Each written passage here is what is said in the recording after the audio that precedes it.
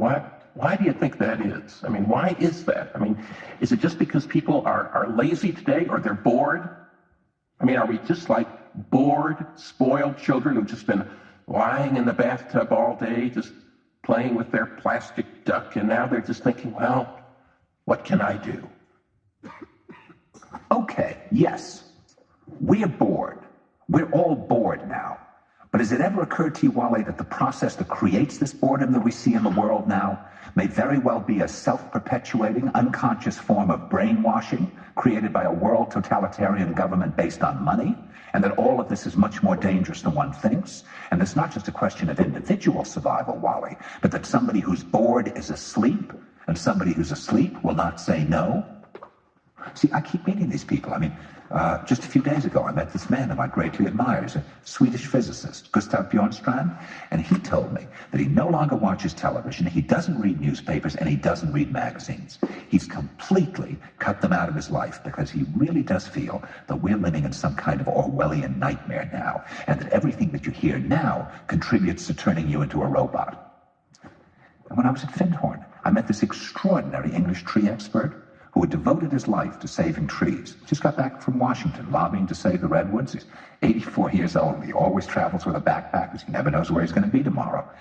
And when I met him at Findhorn, he said to me, "Where are you from?" And I said, "New York." He said, "New York, yes, that's a very interesting place. Do you know a lot of New Yorkers who keep talking about the fact that they want to leave but never do?" And I said, "Oh, yes." And he said, "Why do you think they don't leave?"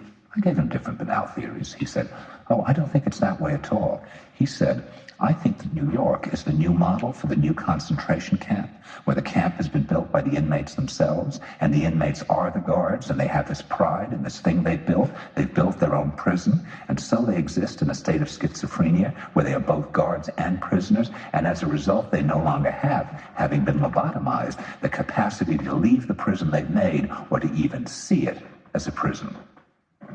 And then he went into his pocket and he took out a seed for a tree, and he said, "This is a pine tree."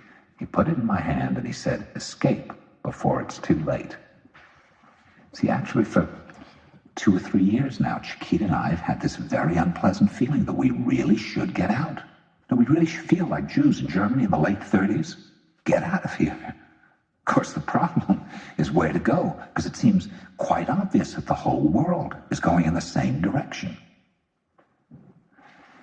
See, I think it's quite possible that the 1960s represented the last burst of the human being before he was extinguished, and that this is the beginning of the rest of the future now, and that from now on there'll simply be all these robots walking around, feeling nothing, thinking nothing, and there'll be nobody left almost to remind them that there once was a species called a human being, with feelings and thoughts, and that history and memory are right now being erased, and soon nobody will really remember that life existed on the planet.